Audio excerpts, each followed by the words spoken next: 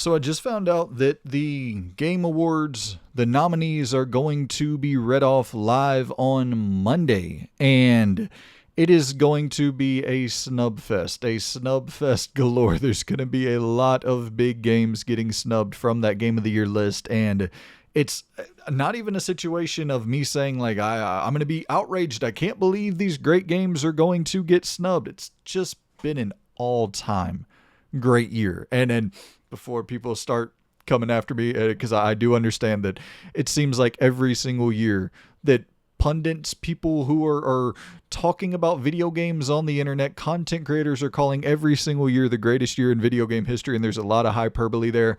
I promise you, I probably do speak in a lot of hyperbole and I exaggerate all the time, but I don't in regards to like all-time great years. You can go back to 2024 and hear me being like, yeah, 2024 was an okay year for games, a good year for games, but not like Astrobot and Balatro are probably the two games from 2024 that are going to have like a lasting impact on the industry. And in 2025, you just got a laundry list of games. Like, I think you could take the top. I mean, genuinely, I believe that there are 4 or 5 games that won't be nominated in 2025 that would have been nominated in every other year. You know, actually, let's pull that up real quick.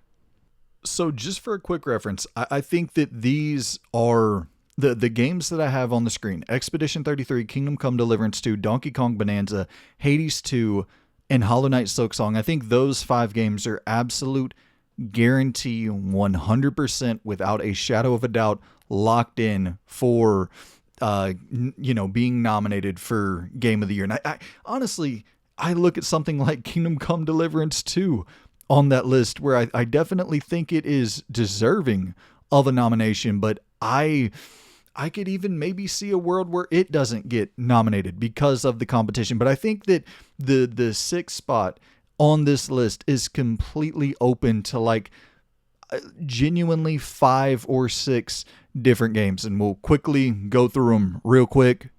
For me, Split Fiction is the first up on that list of like, I would be very, very bummed if this game is not nominated for Game of the Year. I mean, I'd be understanding, of course, just when talking about how stacked the year is, but I think that this game is a masterclass of game design, a masterclass of just creating one of the most polished, well-rounded, fun, the most fun per minute you can get on this entire list, man. This game is so damn fun to play and just so innovative in certain things that it's doing with the technology that I won't spoil because it's directly relating to the ending. But for those of you who know, holy smokes, man.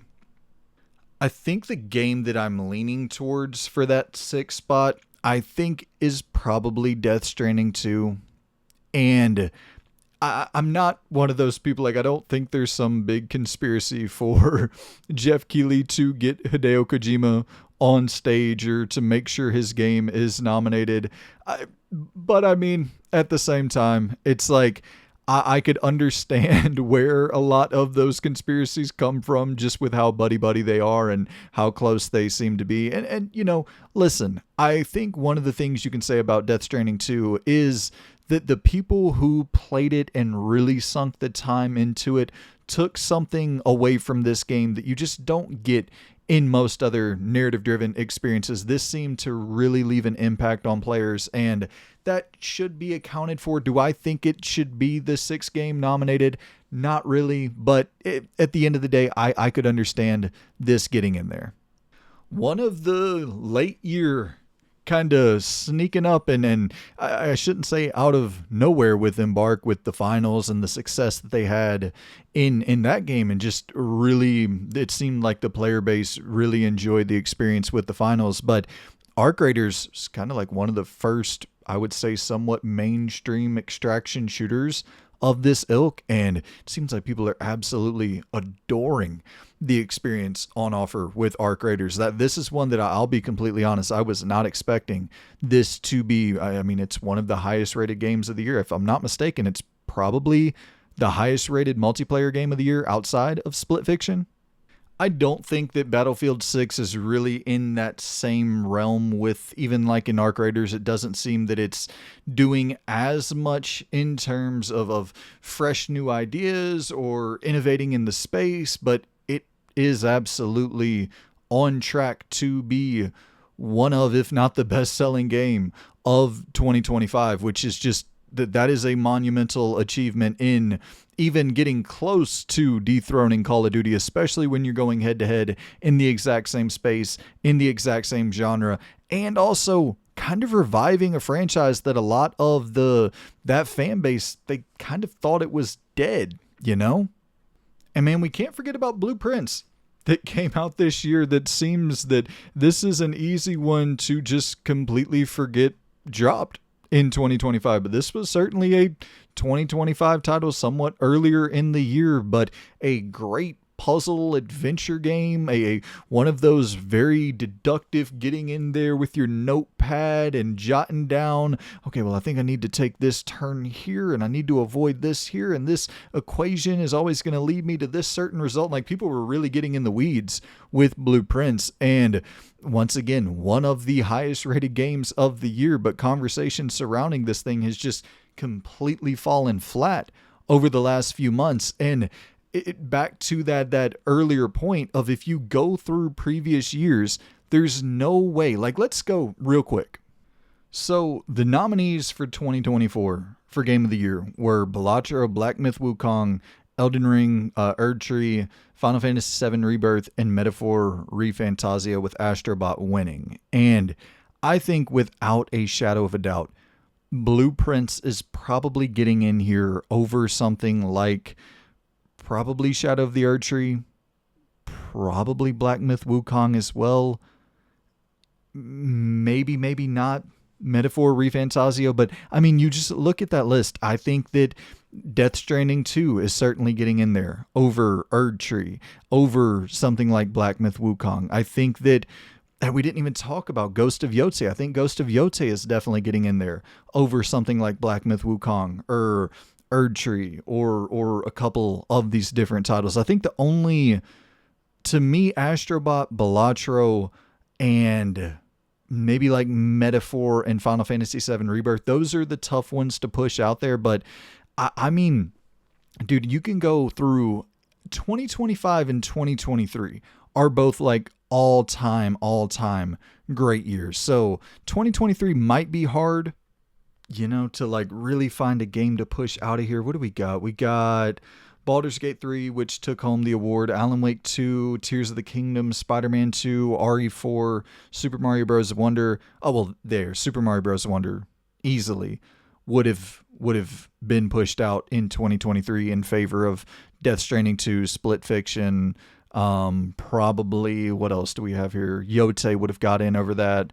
Probably even something like Blueprints, Arc Raiders. So even 2023, like looking back, I don't think any of these other games would have really been pushed out for the games that we're talking about as potential snubs for 2025. But I do think Super Mario Bros. Wonder is probably pushed out for a lot of these other titles. And once again, 2023, those are the 2 years, 2025 and 2023, since 2020 are the years.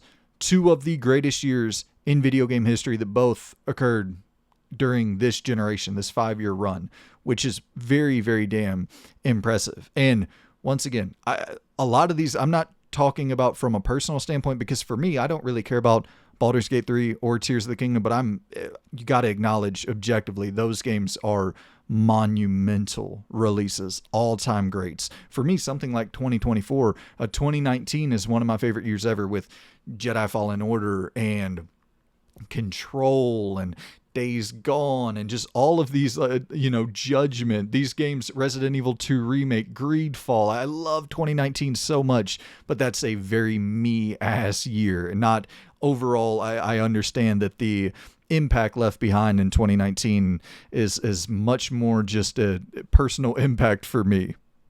I mean, dude, look here. 2022 was a solid year, but Xenoblade Chronicles 3, Stray, I love you, Horizon Forbidden West, but even Horizon Forbidden West, A Plague Tale Requiem is one of my favorite narrative-driven games in the history of humanity.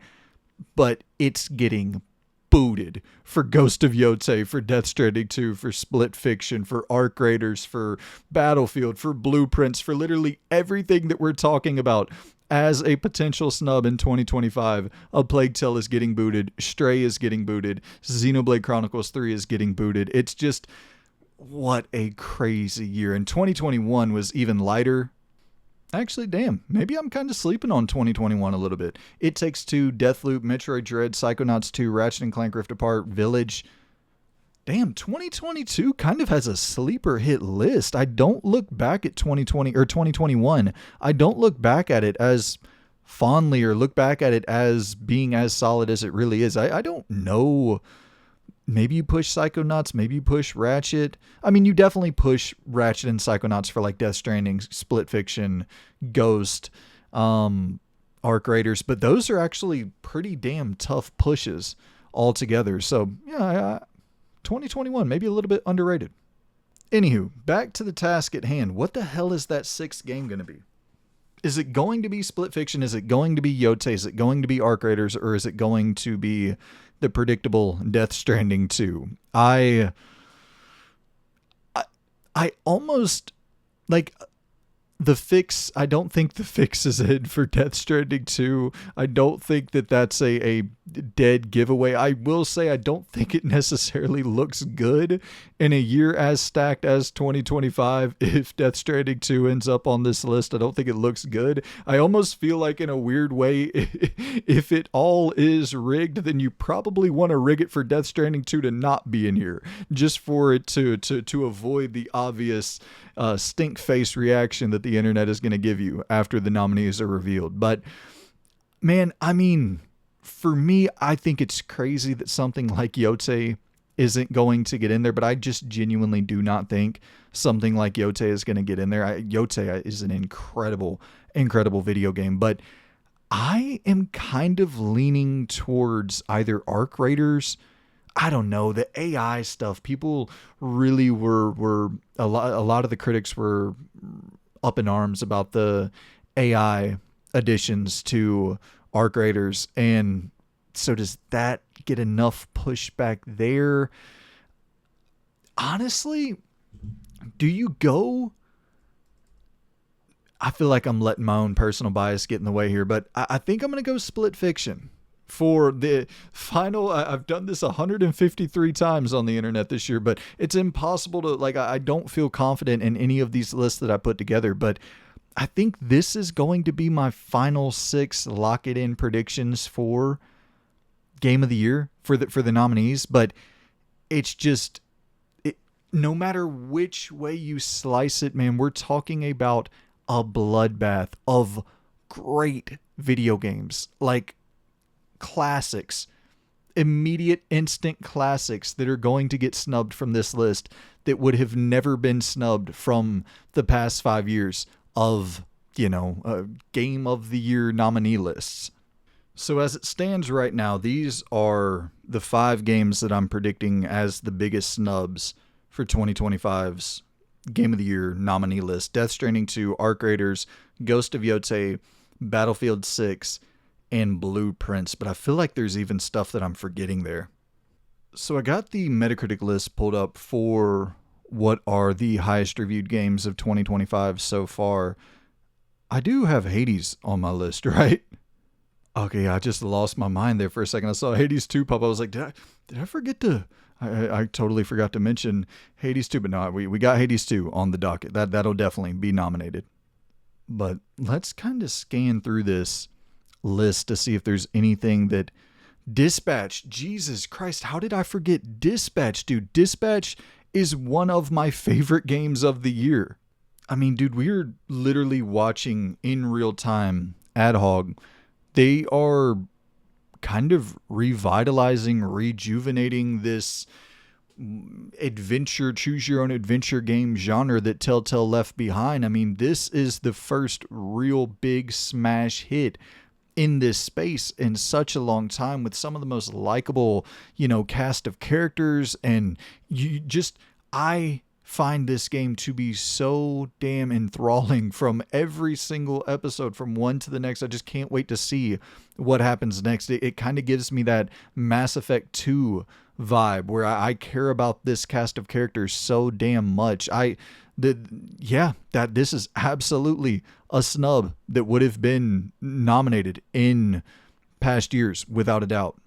So let's go ahead and add that to our ever-growing list of snubs.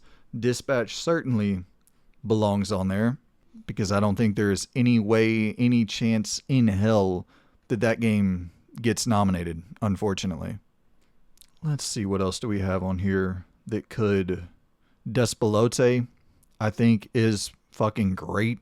Really, really solid, indie adventure game about soccer and about culture and just a really, really great story there. Trails in the Sky, the Trails in the Sky remake. I mean, it seems like JRPG fans are loving that Trails in the Sky game. Monster Hunter, dude. Monster Hunter came and went, but that game had a humongous launch. It seems like it was a little bit off-putting to a lot of the player base with just some of the simplicity, and then the technical issues on PC obviously did not help the game at all. It's kind of crazy to see Death Stranding 2 and Kingdom Come Deliverance down this low on the list, but I don't know. I don't think that'll really matter all that much.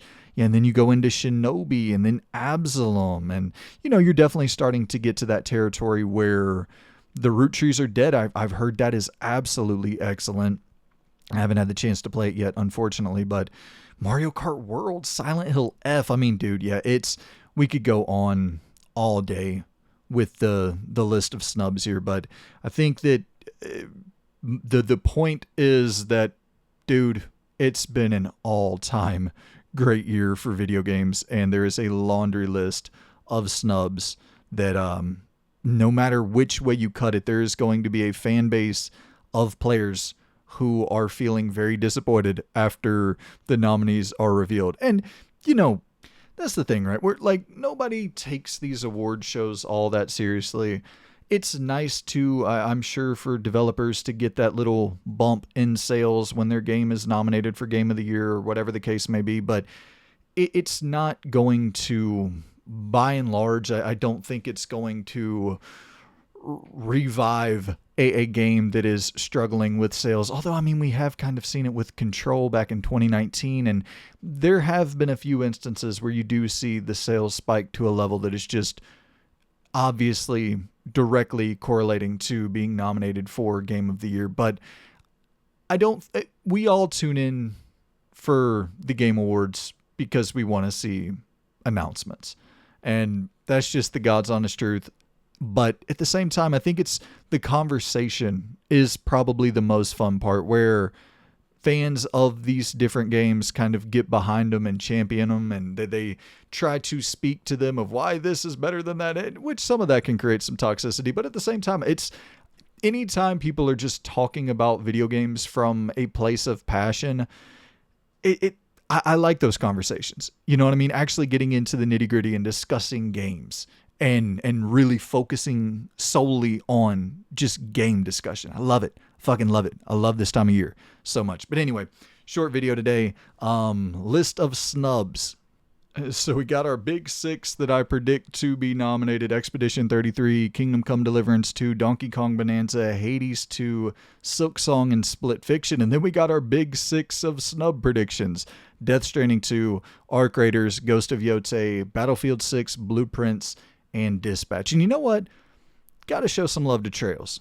That Trails remake seems to that's kind of a bummer that didn't come out in a lighter year, because that seemed to really hit big in the JRPG community this year. And unfortunately, it just, look at the list of games that are above it. In a lighter year, like in a 2000, and when you're talking about Stray and when you're talking about Plague Tale, I love you, Plague Tale, but when you're talking about games like that in 2022, I do think something like that Trails remake probably could have cracked it, but just not in 2025, unfortunately. But yeah, man, once again, shorter video, 20 minutes, shorter video. I don't know how to make short videos, I don't think, but I've been thinking about experimenting a little bit with trying to throw out some smaller videos, 15, 20 minutes, quick rambles, I guess we'll call them. So yeah, let me know how you like it. Let me know what you think about my snub prediction list and my final prediction list and everything in between. I am really excited. I hope that I can be free from work on Monday. I think it's at 11 a.m. my time, that's kind of a tough time, but we'll see. I'll try to get free, do a live reaction. If not, obviously we'll have a full post announcement nominee. Words are not exactly rolling into my head right now. I'll do the full predictions after everything is revealed. Even if I'm not available to do the live reaction, I'll absolutely do the full predictions, go through every category, every relevant category, and predict what I think will win in each of them. So yeah, fucking love this time of year. So excited. So excited. Hit me in the comments down below. Predict your snubs, the biggest snubs for 2025, and give me your final 6 as well. Let me know in the comments down below. Appreciate you guys for tuning in to this video, and I shall see you in the next one. Goodbye.